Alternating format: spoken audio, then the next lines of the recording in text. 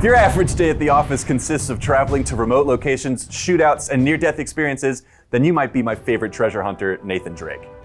Since 2007, the Uncharted series has taken players all over the world to places like Tibet, the Amazon, the Middle East, and more. With quick wit and his pal Sully at his side, Nathan always seems to get into and out of tight spots while hunting for some of the world's greatest treasures. With the new movie coming out, we thought it would be cool to look back at one of the most beloved video game franchises and some of the series' greatest treasures. Let's get exploring. Let's start at the beginning with Uncharted: Drake's Fortune. Taking place in Panama and the Amazon, Nathan comes across many ancient treasures that probably came from the Incan, Mayan, Aztec, and other Mesoamerican civilizations. The jewelry from these civilizations featured a wide variety of gem materials like mother of pearl, amethyst, jadeite, obsidian, cinnabar, and famously, turquoise. As you explore in the first game, you can collect little treasures, and you'll notice that they are earrings, brooches, and even crosses that use turquoise as their primary gemstone. You'll also notice loads of gold and silver, which these ancient civilizations used in just about all of their jewelry. Jumping ahead to the third game, Uncharted 3: Drake's Deception, we find our hero in the Middle East searching for the lost city of Iram of the Pillars. For the completionists that collected all of the little treasures you came across, you probably noticed tons of our favorite gemstones.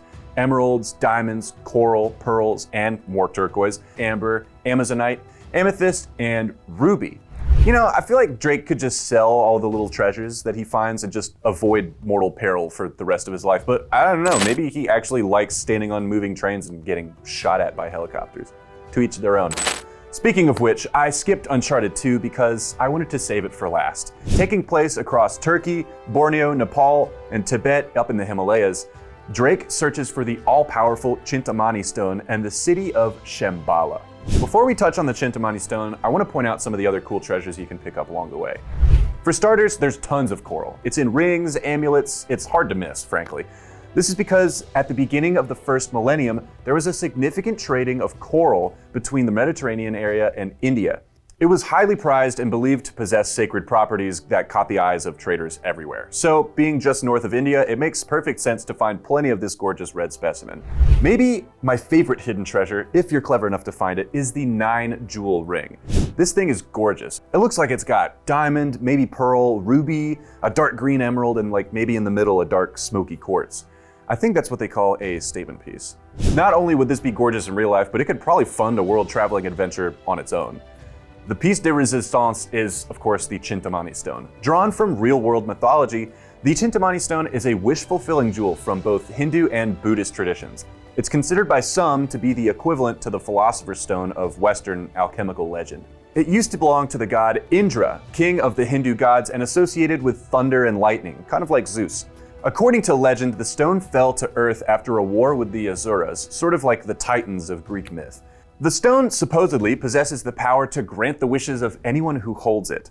It is one of several mani jewels of Buddhist scripture, jewels that are used as metaphors or philosophical ideas. The Cintamani Stone is depicted as a luminous pearl in legend, but in the game, explorer Marco Polo believed it was a priceless sapphire. When Nathan and the gang actually find the thing, it is blue, but it's actually amber. That's right, this blue glowing gem is a mystical tree sap that comes from an ancient tree of life. In the game, those who drink any of the sap gain superhuman powers. I shouldn't have to say this, but this is not your sign to go into your backyard and chug tree sap or chew on amber, okay? Don't do it. If the Cintamani Stone had survived the raid of Shambhala, it would have been the biggest piece of amber ever. Looking at the game, it's larger than several people put together. As far as we know, the biggest piece of amber in the world weighs a little over 100 pounds, and it doesn't look like much. Interestingly enough, though, it does apparently glow blue under UV light, so it's actually similar to the Cintamani Stone in that way. Amber can also be burned, but it burns like incense, if you will, and it's definitely not violently combustible like it is in the game. And it definitely won't turn you into a mutant, but still, don't eat amber. Next time you find yourself in an exotic locale, be on the lookout for ancient relics and jewelry. There might just be something hiding on the underside of a public fountain. Maybe not. Which Uncharted game is your favorite? Let us know down below and tell us what game we should talk about next. Until then, don't forget to like, subscribe, and ring the bell so you don't miss out on future videos. Thanks for watching.